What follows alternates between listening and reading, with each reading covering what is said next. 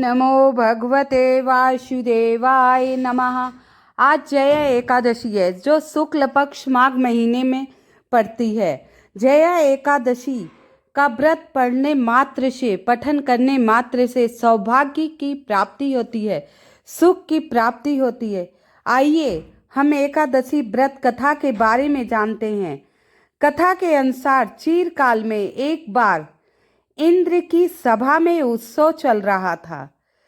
सभी संत और देवी देवता वहां उपस्थित थे। सभा में गायन नृत्य कार्यक्रम चल रहा था। गंधर्व कन्याएं और गंधर्व नृत्य और गायन बेहद उत्साह के साथ कर रहे थे। इसके दौरान नृत्य कर रही थी पुष्पावती की दृष्टि गंधर्व माल्यवान पर पड़ गई। गंधर्व माल्यवान पर पड़ गई पुष्पा की दृष्टि। माल्यवान के यौवन पर पुष्पवती मोहित हो गईं। इससे वह सुध बुध खो बैठी और अपनी लय ताल से भटक गई। अब वो माल्यवान को ही निहारने लगी। अब उसका ध्यान नृत्य में नहीं था, गायन में नहीं था, इधर उधर के गीत गाने लगी वो। ऐसा देखकर वही माल्यवान भी सही तरीके से गायन नहीं कर पा रहा था। वो भी पुष्पावती को ही देख रहा था। ऐसा देख सभा में उपस्थित सभी लोग को क्रोध आया और क्रोधित हो गए। यह दृश्य देख स्वर्ग नरेश यानी स्वर्ग के राजा इंद्र बहुत ही क्रोधित है और उन्होंने दोनों को स्वर्ग से बाहर निकाल दिया। स्वर्ग से बाहर निकाल दिया। साथ ही उन दोनों को इंद्र ने श्राप दिया, जाओ तुम दोनों को प्रेत योनि प्राप्त होगी। श्राप के असर से माल्यवान और पुष्पावती प्रेत योनि में चले गए और वहाँ से चले गए। उनको दुख का सामना करना पड़ा। प्रेत योनि अधिक कष्टदायक थी।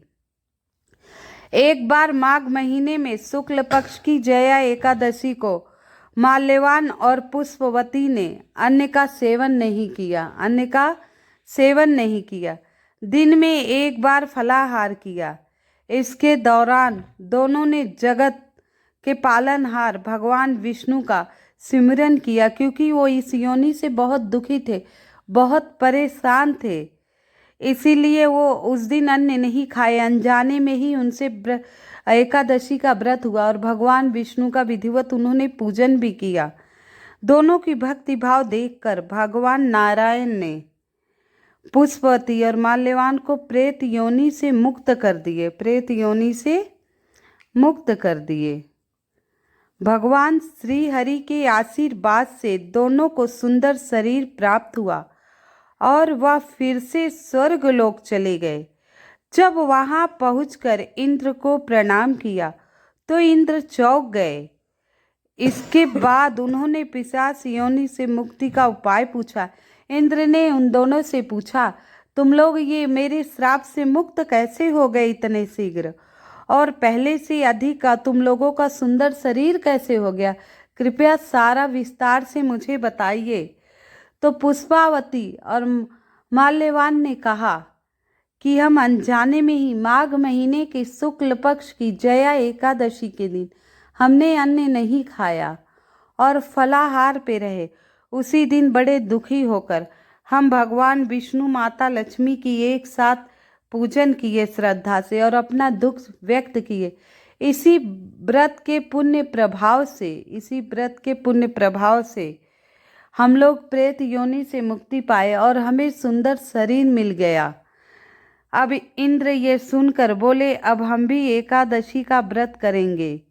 तो आप लोग साल में 24 एकादशी आती है, 12 कृष्ण पक्ष की, 12 शुक्ल पक्ष की, 24 आती हैं दोनों मिलाकर। 24 नहीं तो 12, 12 नहीं तो 6, 6 नहीं तो 4, 4 नहीं तो 2 एकादशी अवश्य कर लीजिए। अगर 2 भी नहीं कर पाए तो साल में एक निर्जला एकादशी का व्रत अवश्य किया कीजिए।